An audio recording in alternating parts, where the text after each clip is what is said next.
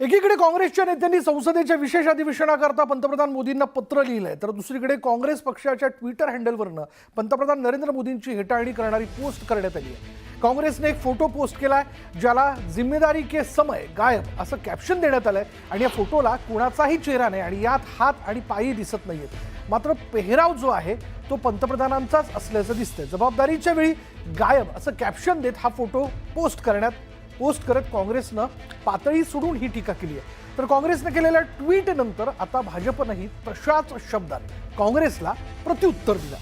काँग्रेस का हात पाकिस्तान के साथ अशा कॅप्शन खाली काँग्रेसच्या काही प्रवक्त्यांचा फोटो भाजपनं ट्विट केला।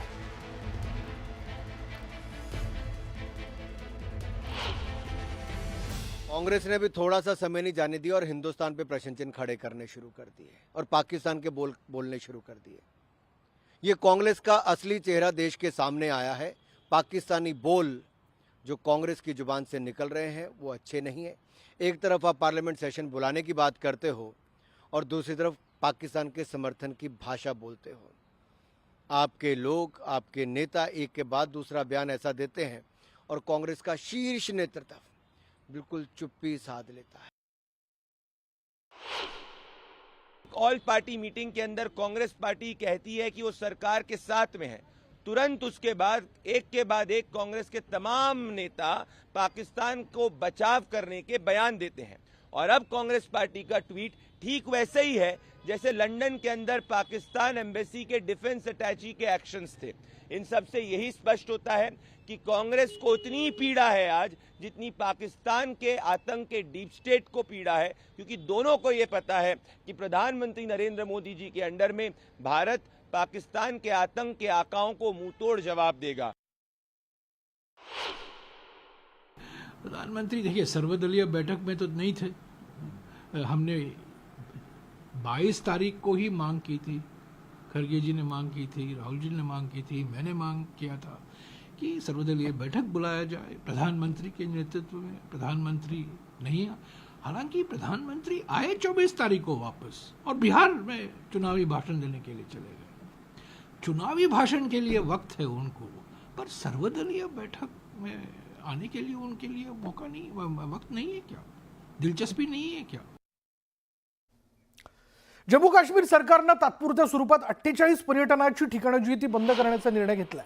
शोध मोहीम सुरू असलेल्या ठिकाणी पर्यटन बंद राहणार आहे। एकूण 87 पैकी 48 ठिकाणी सुरक्षेच्या कारणास्तव पर्यटकांना जाता येणार नाही।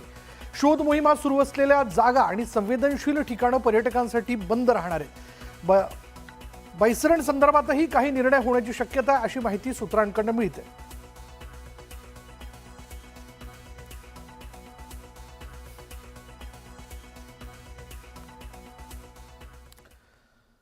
पेहलगाममधील दहशतवादी हल्ल्यानंतर भारत पाकिस्तान दरम्यान तणाव कमालीचा वाढला आहे, तर इकडे राजधानी दिल्लीत हालचालींना वेग आलेला आहे। गेल्या काही दिवसात संरक्षण मंत्री राजनाथ सिंग यांनी पंतप्रधान मोदी यांची दोनदा भेट घेतली आणि या बैठकीत सीडीएस अनिल चौहान आणि अजित डोभाल उपस्थित होते। दुसरीकडे दिल्लीत भारत आणि फ्रान्समध्ये 63,000 कोटींचा राफेल करार करण्यात आलाय। पाकिस्तान विरोधात भारताची रणनीती, संरक्षण मंत्र्यांची मोदींसोबत बैठक, फ्रान्ससोबत मोठा राफेल करार, पाकिस्तानमधील 16 यूट्यूब चॅनल्सवर बंदी, जम्मू काश्मीरच्या पहलगाममध्ये अतिरेक्यांनी केलेल्या हल्ल्यात 26 निष्पाप पर्यटकांचा मृत्यू झाला। पाकिस्तानला कायमचा धडा शिकवण्यासाठी भारतानं लष्करी रणनीती आखायला सुरुवात केली आहे। याचाच एक भाग म्हणून संरक्षण मंत्री राजनाथ सिंग यांनी पंतप्रधान नरेंद्र मोदी यांची भेट घेतली। पंतप्रधानांच्या 7 लोक कल्याण मार्गावरील निवासस्थानी ही बैठक झाली। या बैठकीला सीडीएस अनिल चौहान आणि अजित डोभाल यांच्यासह सर्व महत्त्वाचे अधिकारी उपस्थित होते। रविवारी रात्रीही पंतप्रधान नरेंद्र मोदी यांच्या निवासस्थानी संरक्षण मंत्री राजनाथ सिंग यांनी चर्चा केली। या दोन्ही नेत्यांमध्ये सुमारे 45 मिनिटं बैठक झाली। या बैठकीपूर्वी तिन्ही सैन्याचं नेतृत्व करणारे सीडीएस अनिल चौहान यांनी राजनाथ सिंग यांच्याशी बैठक केली, तर बीएसएफच्या डीजींनीही गृह मंत्रालयात जाऊन गृह सचिवांची चर्चा केली। या बैठकांवरून भारत लवकरच पाकिस्तान विरोधात मोठं पाऊल उचलणार असल्याचं आता लपून राहिलेलं नाहीये. पाकिस्तानला धडा शिकवणं हे त्याच्या मागचं उद्दिष्ट असेल आणि ते काय केव्हा कुठं होणार आहे जसं मी आपल्याला आधी सांगितलं अशा ठिकाणी होईल ज्याच्याकरताची वेळ आपल्याला साधायची असेल, त्याचं जे उद्दिष्ट असेल ते आपल्याला साधायचे असेल, जी कारवाई ज्या जागी होईल ती आपल्याला संयुक्तिक असेल आणि संख्या आपण तितकी वापरू जी त्याच्यासाठी आवश्यक आहे. तेव्हा ते काय आणि कसं होईल हे आता सांगणं अवघड आहे. पाकिस्ताननं केलेल्या नापाक हल्ल्यानंतर त्याला सडेतोड उत्तर देण्यासाठी भारतानं जोरदार तयारी सुरू केली आहे. अशात भारत आणि फ्रान्समध्ये राफेल करार झाला, त्यामुळे भारतीय नौदलाची ताकद वाढणार आहे. या करारानुसार भारताला फ्रान्सकडून 22 सिंगल सीटर आणि 4 डबल सीटर विमानं मिळणार आहेत. या विमानातून अणुबॉम्ब डागण्याची क्षमता आहे. फ्रान्ससोबतचा हा करार सुमारे 63,000 कोटी रुपयांचा असून शस्त्रास्त्र खरेदीच्या बाबतीत भारताचा फ्रान्ससोबतचा हा आजवरचा सर्वात मोठा करार आहे. भारत INS विक्रांतवर राफेल सागरी विमान तैनात करणार आहे. विमान उत्पादक कंपनी डसॉल्ट एव्हिएशननं भारताच्या गरजेनुसार या विमानांमध्ये अनेक बदल केलेत. यात जहाज विरोधी हल्ला, अण्वस्त्र डागण्याची क्षमता आणि 10 तासांपर्यंत उड्डाण रेकॉर्डिंग यासारख्या वैशिष्ट्यांचा समावेश आहे. रफालची मागणी पहिल्यापासून होती आणि मागच्या वेळी जेव्हा रफाल आलं तेव्हा तुम्ही पाहिलं होतं की प्राईम मिनिस्टरच्या व्हिजिटमध्येच त्यांनी 36 विमानांचं करार साईन केला होता. त्यामुळे जे महत्त्व त्यावेळी होतं तेवढंच किंबहुना थोडे जास्तच महत्त्व या कराराला मी देईन. कारण सध्या आपल्या नौदलाकडे विमानं जी जहाजावरून उडू शकतात असं म्हणजे एकच विमान आहे आणि ते म्हणजे MiG-29. त्यामुळे या कराराचं हे विमान आपल्याला हवंच होतं, म्हणून हा करार अतिशय महत्त्वाचा आहे असं मला वाटतं. इकडे जम्मू आणि काश्मीरमध्ये पहलगाम हल्ल्याच्या पार्श्वभूमीवर विधानसभेचं विशेष अधिवेशन बोलवण्यात आलं. या अधिवेशनात पहलगाम दहशतवादी हल्ल्याचा तीव्र निषेध करणारा ठराव मंजूर करण्यात आला.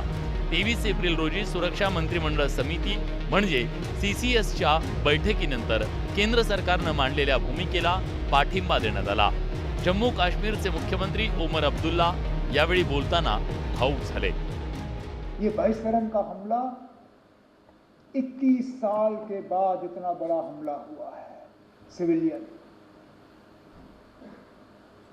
हमें लग रहा था कि ये हमले जो हैं ये अब हमारे माजी का एक हिस्सा है.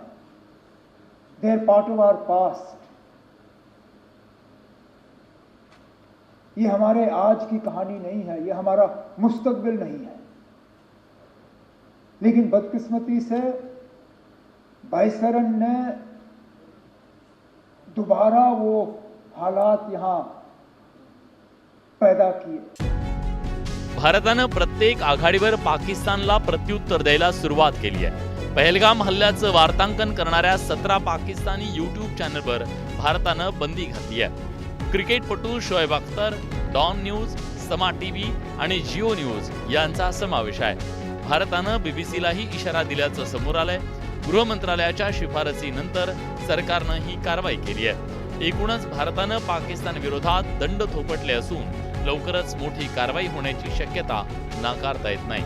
Bureau report, news 18 Lokmat.